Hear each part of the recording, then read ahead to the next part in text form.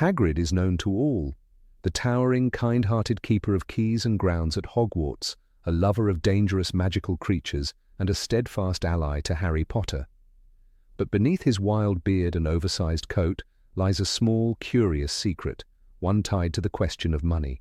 Rubeus Hagrid lives modestly, perhaps more humbly than anyone else in the wizarding world we glimpse through Harry's eyes. His hut, a single-room dwelling near the Forbidden Forest, is shared with his boarhound, Fang. It's a far cry from the grandeur of Hogwarts' sprawling castle, yet it has been his home for decades. Why does a man of Hagrid's stature, both literally and figuratively, live in such simplicity? Is it due to a meager income, or is there more to the story? Hagrid's position at Hogwarts began in unusual circumstances. Expelled in his third year after being falsely accused of endangering students with an acromantula, Hagrid was saved from complete exile by Albus Dumbledore. As Hagrid recounts in Harry Potter and the Philosopher's Stone Dumbledore let me stay on as gamekeeper, taught me more than ever I learned as a student. This act of trust cemented a lifelong bond. But what did it mean financially for Hagrid, starting his career as a young teenager with no formal magical education? Let's pause here to consider Hagrid's longevity at Hogwarts.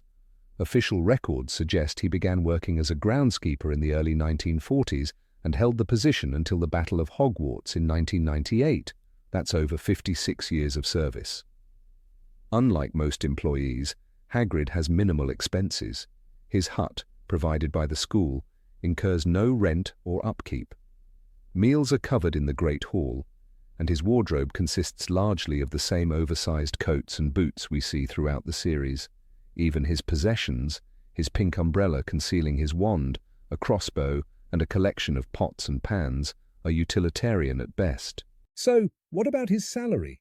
We know house elves like Dobby were offered 10 galleons a week to work at Hogwarts. While this might sound modest, Hagrid's role as both gamekeeper and professor of care of magical creatures likely commands a higher wage. After all, Dumbledore trusted Hagrid implicitly, famously declaring he would trust Hagrid with his life. This trust extended to critical missions, such as retrieving Harry from the ruins of Godric's Hollow and safeguarding the Philosopher's Stone.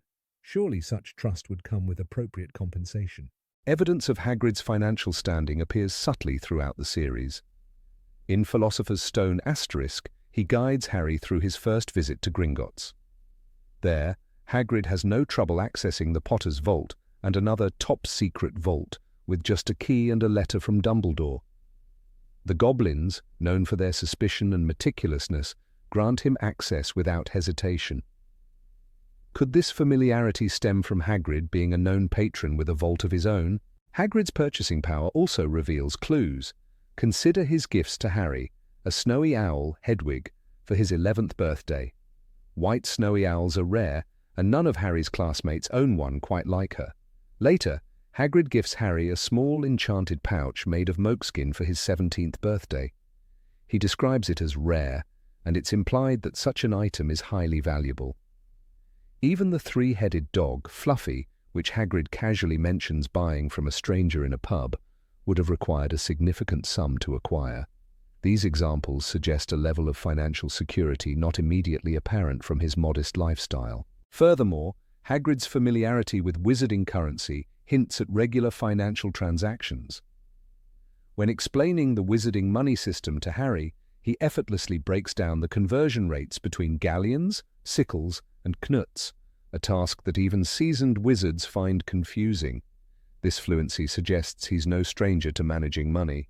Another fascinating detail lies in Hagrid's access to rare and valuable magical materials.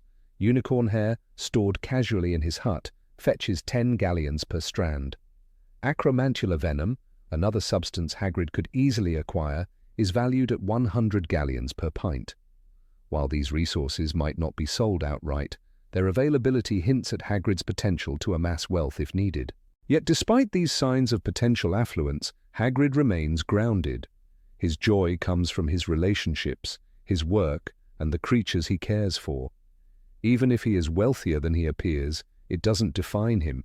He's content with his hut, his dog, and the satisfaction of a life devoted to what he loves. Hagrid's story reminds us that wealth isn't always about money. It's about loyalty, trust, and the simple pleasures of living authentically.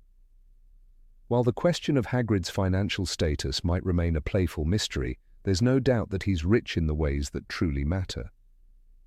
As Dumbledore might say, it is our choices, far more than our abilities, that show who we truly are.